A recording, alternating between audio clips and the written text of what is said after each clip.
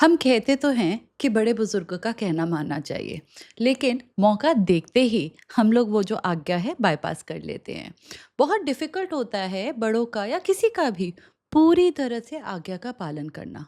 लेकिन उपमन्यु थे जो अपने गुरु की बात का पूरा पालन करते थे। आज की हमारी कहानी है इसी बारे में।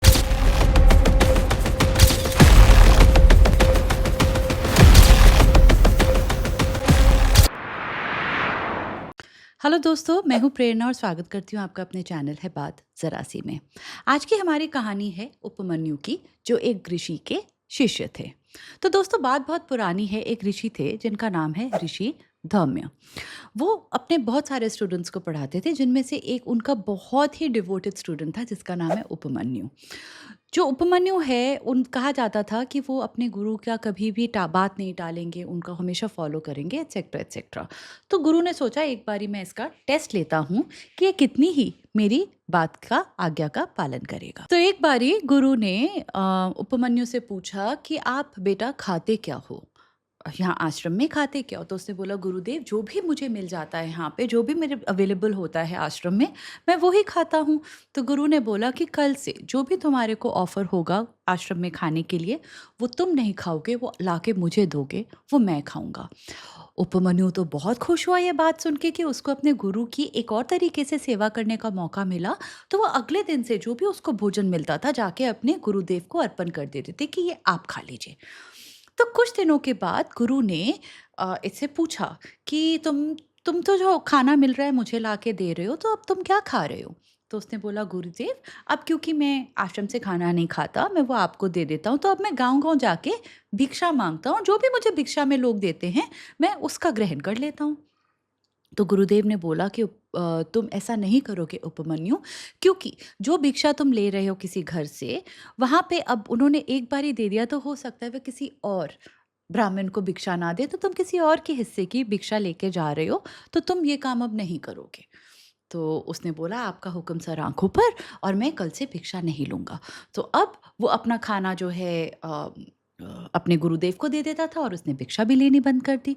तो कुछ दिनों के बाद गुरुदेव ने इससे फिर पूछा कि बेटा अब तुम क्या खाते हो? तो इसने बोला कि गुरुदेव, जब मैं अपने आश्रम की जो गाय हैं, इनको जब मैं चराता हूँ, तो ये जो गाय दूध देती हैं, मैं वो ग्रहण कर लेता हूँ। तो गुरुदेव ने बोला कि कल से तुम ये भी नहीं करोगी, क्योंकि वो जो दूध है वो किसी और के हिस्से का है, उनके बछड़े के हिस्से का है। हमारे आश्रम में ऑलरेडी उसकी हमने सोच रखी है कि हम उसको कैसे यूज़ करेंगे। So you are actually dipping into something else, somebody's else's rights और हिस्सा। तो इसने बोला, गुरुदेव सर आंखों पर, जैसे आपने बोला मैं ये भी नहीं करूँगा। सो नाउ अगले दिन से उपमन्यु ना ही आश्रम का खाना खा रहा है, ना ही वो भिक्षा माँग रहा है, और ना ही अब वो गाय से दूध ग्रहण कर रहा है।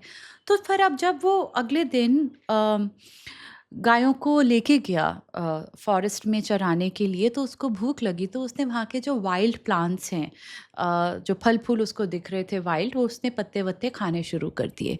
और उसमें से उसको पता नहीं था, एक पत्ता बहुत ही पॉइज़नस था, और वो खाते ही जो उपमन्यु है ब्लाइंड हो गया, अंधा हो गया। अब क्योंकि उपमन्यु को कुछ नज़र नहीं आ रहा था, तो वो ठोकर खाता-खाता एक कुएँ के अंदर जा गिरा, और जो सारी की सारी गायें हैं, उनको आश्रम का रास्ता पता था, वो शाम तक आश्रम में वापस चली गई। गुरुदेव ने देखा कि सारी गाय तो वापस आ गई हैं, लेकिन उपमन्यु वापस नहीं आया। तो कुछ स्टूडेंट्स को लेके वो वन में चले गए उपमन्यु को ढूँढने के लिए। आवाज़ मारी, तो उपमन्यु ने आवाज़ मार के बताया कि वो कहाँ पे हैं। तो उन्होंने देखा कि अब ये तो अंधे हो चुके हैं।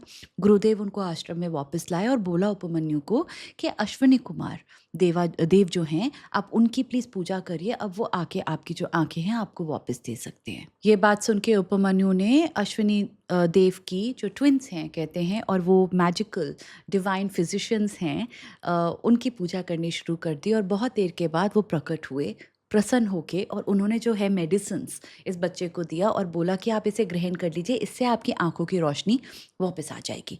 लेकिन उपमन्यु ने वो मेडिसिन्स जो हैं ग्रहण करने से मना कर दिया। जब देव ने उनसे पूछा, तो उन्होंने बोला, मेरे जो गुरु हैं उन्होंने मुझे मना किया हुआ है कुछ भी खाने के लिए, तो मैं उनकी आज्ञा के बगैर मेडिसिन्स तक नहीं खा सकता। तो जो देव थे वो बड़े परेशान हो गए और उन्होंने बोला कि देखो समय बीतता जा रहा है, अगर तुमने अभी ये मेडिसिन्स नहीं खाई और देरी कर दी, तुम लाइफ लॉन्ग हमेशा के लिए अंधे रह जाओगे, हम भी तुम्हें ठीक नहीं कर पाएंगे। तो उपमन्यु ने बोला, मुझे अंधा रहना आजीवन मंजूर है, लेकिन गुरु की आज्ञा का पालन मैं ना करूं, मैं ऐसा नहीं कर सकता। तो दोस्तों गुरुदेव ये बात सुन के समझ गए थे कि उपमन्यु जो हैं उनके बहुत ही बड़े डिवोटी हैं। उन्होंने मेडिसिन दिलाया और उसके बाद दोस्तों ये जो उपमन्यु हैं वो आगे जाके बहुत बड़े महात्मा और ऋषि बने थे। दोस्तों ये पुराने ज़माने की बातें हैं, जब जो लोग कहते थे कि हम अपने गुरुओं के, बड़े बुजुर्गों की बात नहीं टालेंगे और उनका हमेशा आज्ञा का पालन करेंगे। शायद उन्हीं का आशीर्वाद था जिसके कारण धरती और ये संसार बचा हुआ था और इसमें थोड़ी सी हैप्पीनेस और ऑनेस्टी थी, may be because of the elders blessings. दोस्तों वो ज़माना था कि जब लोग ना अपने बड़े बुजुर्गों का, अपने गुरुओं का, किसी भी बड़े व्यक्ति का बहुत आदर करते थे और उनकी बात का मान रखते थे। शायद ये उन बड़ों का ही आशीर्वाद था कि जो संसार है उसमें थोड़ी सी ऑनेस्टी फिर भी बरकरार थी, विज़िवी आजकल की दुनिया जब कोई किसी बड़े का मान नहीं रखता, उसकी बात का मान नहीं रखता। बात का मान छोड़िए, आजकल तो लोग बड़े बुजुर्गों को, किसी भी बड़े को बात के अलावा उनको भी रोंद के आगे चले जाते हैं। दोस्तों सोचिए कि क्या हम इसको किसी भी तरह थोड़ा-सा रिवर्स कर सकते हैं? थोड़ा-सा अपने बड़ों की मर्यादा, थोड़ा-सा उनका रिस्पेक्ट बढ़ा सकते हैं। शायद पुराने ज़माने की तरह उनकी वही ब्लेसिंग्स इस संसार को थोड़ा-सा बेहतरीन बना दे। इस बात पे गौर करिए दोस्तों, and thank you for watching my channel and my story. Please आते रहिएगा, please like share and subscribe, it will help me grow my channel. और आज के ये उपमन्यु की अपने गुरु की आज्ञा पालन करने की कहानी थी मेरी आपसे बात ज़रा सी।